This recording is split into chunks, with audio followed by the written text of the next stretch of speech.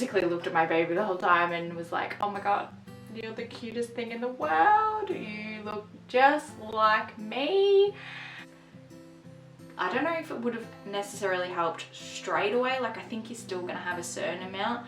I was like, I don't know why, but like I was nervous that I wasn't doing it right or anything. And hey guys, welcome back to my channel. I'm Lexi and this episode is all about my first few days as being a first-time mum.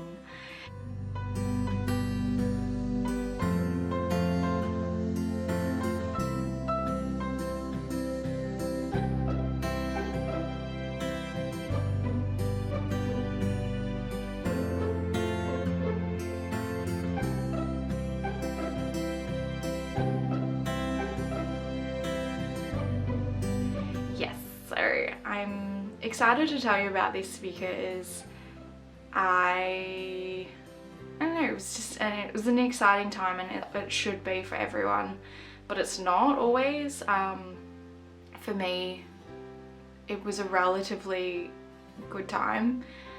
And while you're here, I thought I would do some sewing because I only have limited time now when I can do sewing, so I thought why not kill two birds with one stone. So you're going to see me do a little bit of batch sewing with Lila. I've got some pants I want to make. We're going to go away in a couple of days, and again in a couple of weeks, so I want to have some cute little pants for her to wear while we're away. And yeah, so that's what I'm going to make today. I might make a couple of tops as well, maybe, but I probably won't get them done today, let's be honest. Yeah, so let's get into it. Just before I forget, before I start, I've got this fabric, I've got this one and this one,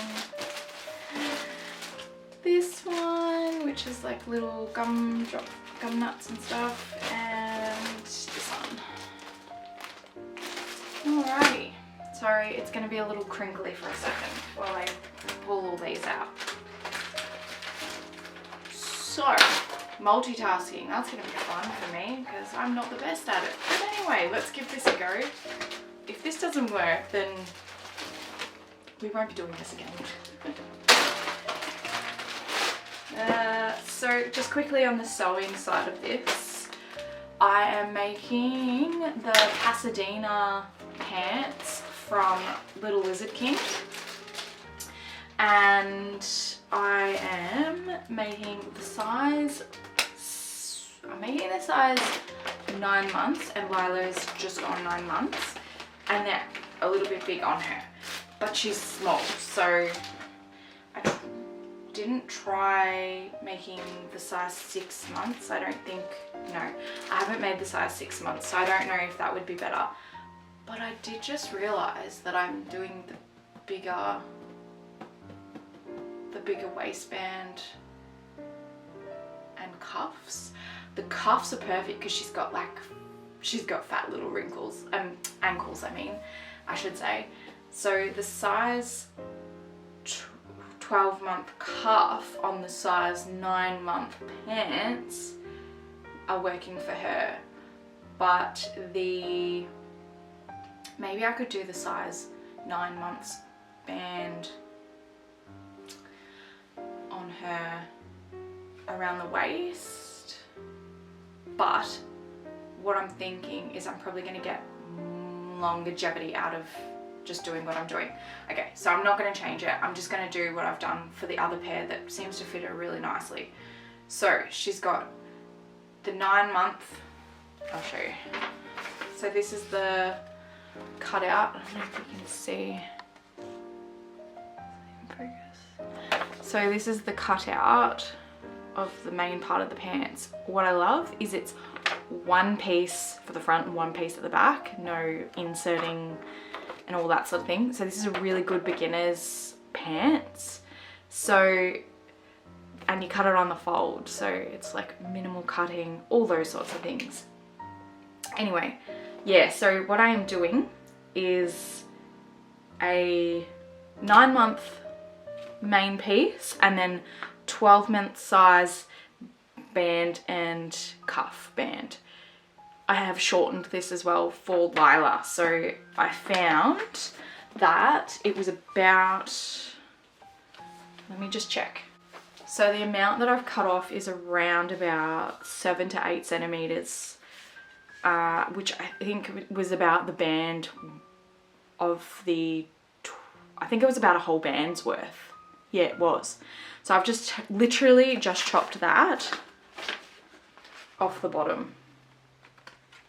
So just straight chopped that off. And you know what? You're probably not meant to, but you know what? Rules are made to be broken. Let's be honest. I had tried just to like fold it up and then like do like the grading bit for here. But chopping it off worked just as much because I did it on a pair that I'd already made. I chopped it off. Chopped that off and Bob's your uncle. They fit actually really well. So hot tip. So 9-month main area, like my main pant part, 12-month band, 12-month cuffs, all made out of the same material. I prefer the look of a seamless look. So like the cuff and the band, all the same material. Feel free to mix and match if you only have a certain amount of a certain type of material. That's what I love about sewing. I love it because you can make it whatever you want it to be. So should I stop rambling on about the sewing and maybe actually get into this? Alrighty, so I was in isolation for the first, I don't know, can't actually remember when I got out of isolation. I think it was midday, I think, by the next day or something. Or actually it might have been later. No, I think, actually no, it was nearly an entire day.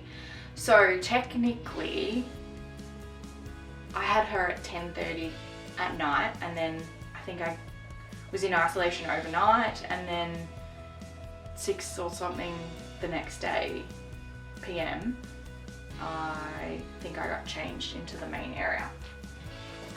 Anyway, so I then got, oh, I'm so not going to be able to do this multitasking. Alright, so isolation was awesome because it meant that we didn't have to deal with anyone, like anyone else's baby or anything like that crying, waking Lila up. It's funny because I remember I leant over to Lila at one stage because she was crying, and I was like still really out of it at this stage. This was like in the middle of the night, just after I had been stitched up and everything, and they brought Lila into me and stuff. Like this was literally probably at like 2 o'clock in the morning or something, and yeah, she was crying a bit, so I just leant over and I remember my cousin years ago, because I'm the youngest cousin out of 6 cousins, and they're like my brothers and sisters more so than anything, because I don't have any brothers and sisters. I have steps, but that's it. And so I've learnt a lot from my cousins having kids and watching them, how they dealt with their babies all those years ago. And yeah, I just remember my cousin doing this one thing one time, and it was just like simply like rubbing their little forehead, and so I just did that. She pretty much stopped crying straight away, which was lucky because I was so tired. There was no way I would have been able to do anything.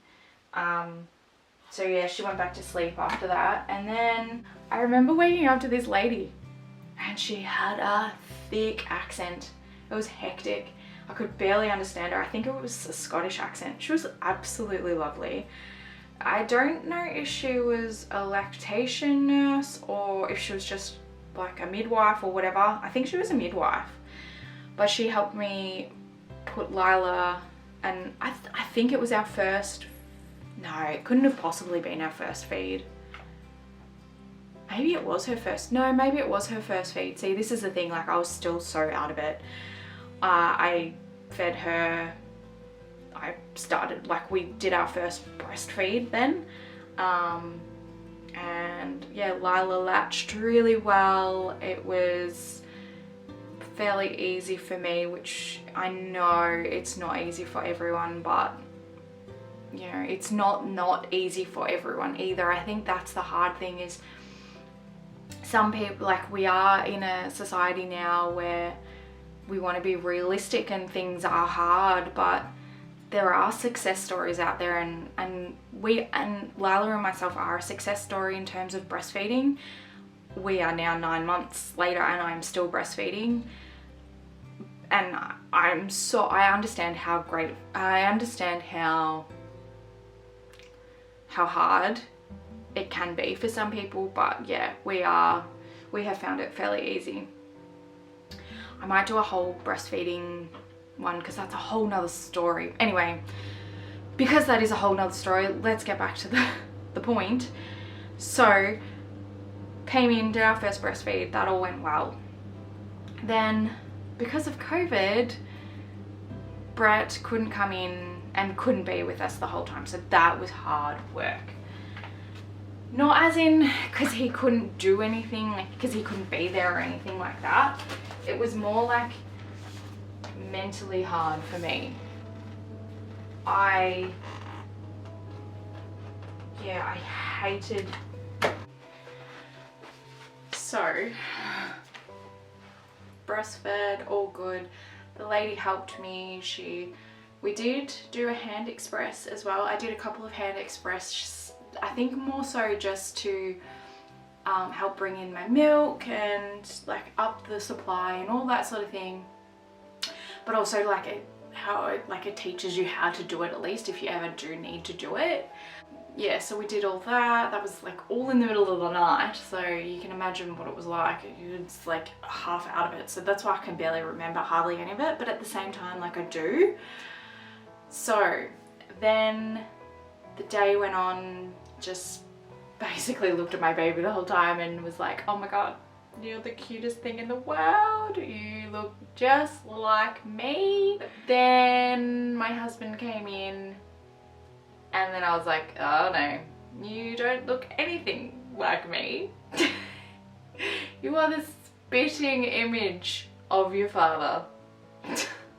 And she still is, like, it's amazing how she is literally the spitting image of her father. It's crazy. And like even from newborn, and you know how like they look a little bit weird as a newborn, like let's be honest, they all look a little bit weird, but then like she still has progressed to still look like him. It's crazy. It's just crazy. And the fact that everyone keeps telling me it must be true.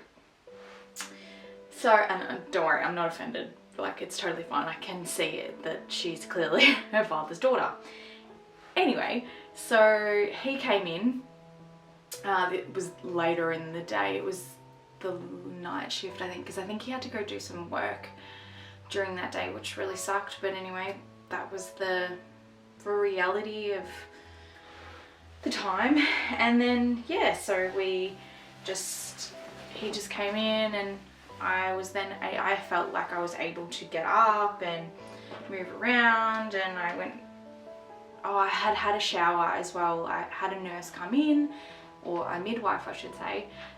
Midwife came in and she looked after Lila, and she was so lovely. She got out my clothes and everything and like helped me, because of course I think that was the first time I'd actually gotten up really.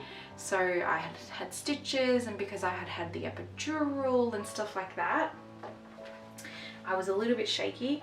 But honestly, if you can have a vaginal birth, definitely have one, because the recovery for me Like, even though like the first day was a little bit iffy, honestly from then on I was a lot better than some others that I had seen that had cesareans. So so he came in and so I had a shower. I hadn't washed, I don't think I'd washed my hair. I just came in, and she came in, she helped me do all that. We hadn't bathed Lila or anything like that yet, like that was much further down the track. And yeah, so I felt a little bit more human, which was nice. And then yeah, just sort of the day kind of went pretty quickly actually. I slept a little bit more, recovered a little bit more. Lila was just feeding and sleeping and feeding and sleeping. Pretty much that was exactly what I was doing. So then Brett came in, and then I got up, and this was something that I didn't understand until now. Again, like, it's hard to understand until you've gone through it. But man, can I say, make sure you do your pelvic floor exercises. I don't know if it would have necessarily helped straight away, like I think you're still gonna have a certain amount. Man, I didn't understand. So I remember standing up in my pajamas and it all just came out. Now I am only talking about urine. But still, I thought it was fluid. I was like, oh, this is all fluid coming out of me. It literally just fell out of me. So Brett had to take all my stuff home and wash it and everything. Like, and look, it probably was a certain amount of fluid in terms of like shedding off of the fluid and stuff, but it was still urine. I had no idea. I was just like, oh yeah, just come out, like whatever, like, better have a shower again. So pretty sure I had another shower and cleaned myself up and everything, and so that happened. And I had even had the disposable nappies on as well, or like this disposable panties. Yeah, that wasn't holding anything, trust me. Trust me. When he got there, then that was when we went down to the actual, like, not in isolation anymore, so with everyone else. So a couple of other ladies had their babies.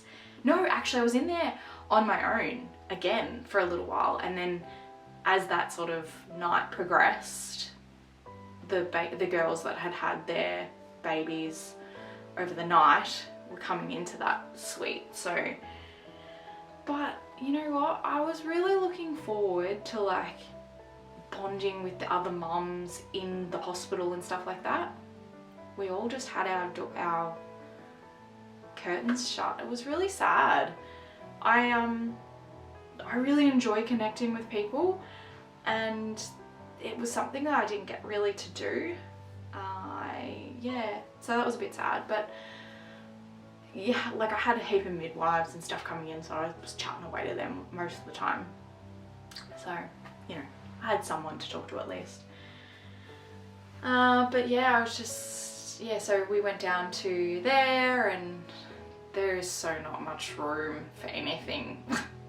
We had Lila's little cot, and I had like all her stuff underneath there, and then I had something else on another. Oh, it's just no room, and I just felt like I don't like clutter. So, although look behind me, you wouldn't know that.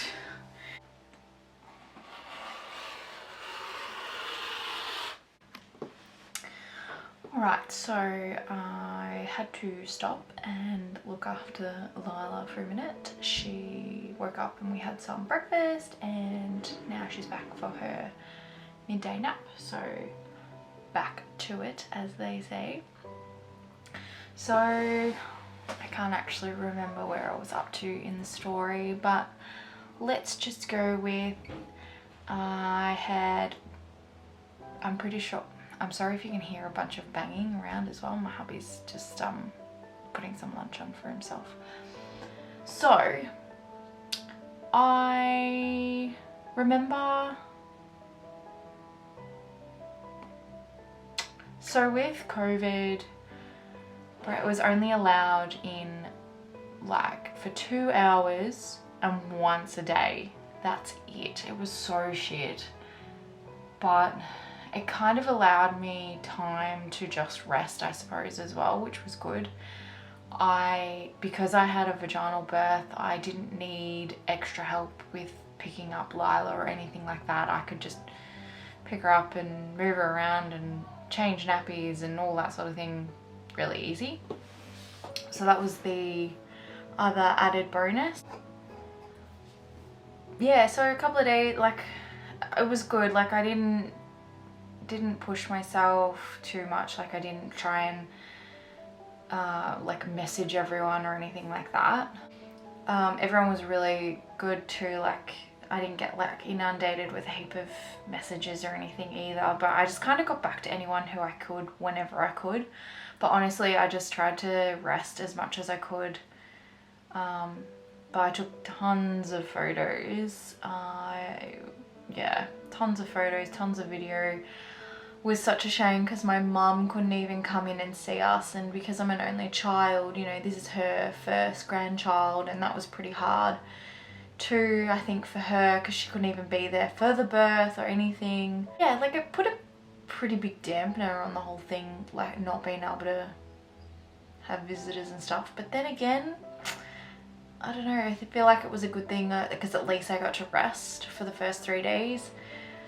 So I would have gotten kicked out after a couple of days, but because I had significant pelvic floor issues and I had the significant tear, they allowed me to stay in for 1 extra night, and then I got seen by a physio and stuff like that. So that was really handy as well. Oh, so funny story. I can't remember what night it was, but it was like 4 o'clock in the morning. I remember that much. But it was one of the feeds. So I had a lactation nurse, like a proper lactation nurse, come in and assess. And she literally did it at 4 or 4:30 in the morning. Like, it was ridiculous. I was like, what the hell? Like, I don't know if they only do it at nighttime, but she seemed to always come in at nighttime. Or early morning, I should say. So she came in, she checked us while for a feed with Lila, and we did, like she said, we were going really well. She just showed me a few little tips and tricks. We tried football hold. It wasn't for us. Like the cradle hold, like the more probably traditional hold, was the easiest for me as well as Lila. I never have used a support pillow either. I'm really short in the torso, so I didn't really feel like I needed to. And I can lean back slightly, and I find the support of my body and her laying on my body is enough. I was actually quite worried because I've got a really bad shoulder, so I was quite worried that I wasn't going to be able to support her properly, but we've been pretty good. Every now and then I get shoulder pain, and my osteo probably would tell you different.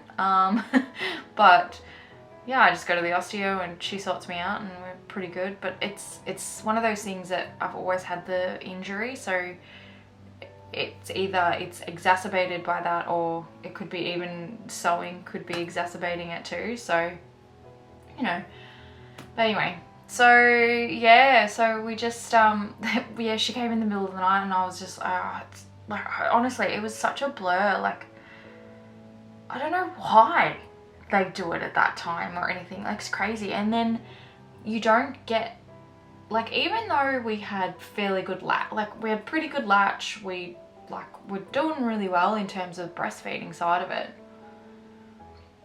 But, you know, I could have done with like maybe like another appointment a week or 2 later, specifically with a lactation consultant. When you get home, you have a I think it's a midwife. Yeah, I think we had a midwife come to the hospital. Come to the home, and she like weighed her and stuff like that.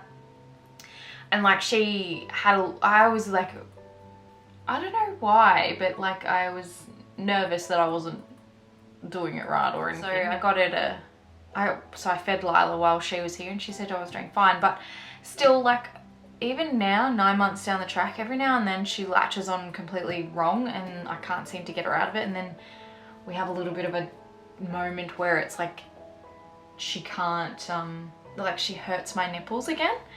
And it's like, you know, even now would be good to have that support. And the maternal health nurses, they don't have lactation training. So you're kind of out here on your own. You can ask for it, but you have to pay for it. And I don't think that's fair, you know, because it's still part of healthcare, I think, anyway. But anyway, so yeah, so she came in the middle of the night. That was fun. And then, yeah, I don't know, it just seemed to go so quickly. I don't know, there's not much else to say, really.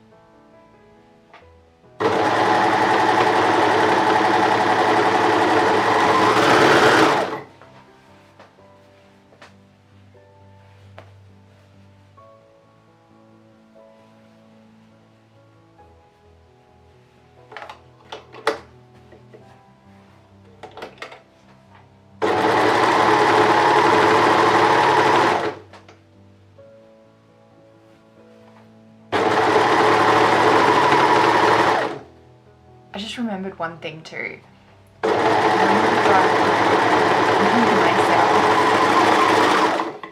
We can't do this. They can't just let us take this human home. We can't.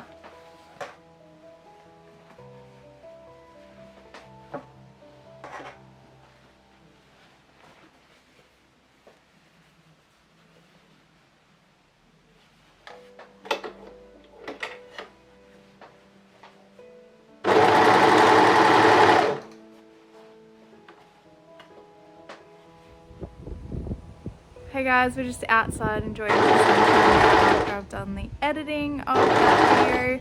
For some reason I never did an outro, so this is your outro. I hope you enjoyed it and we will see you around next time.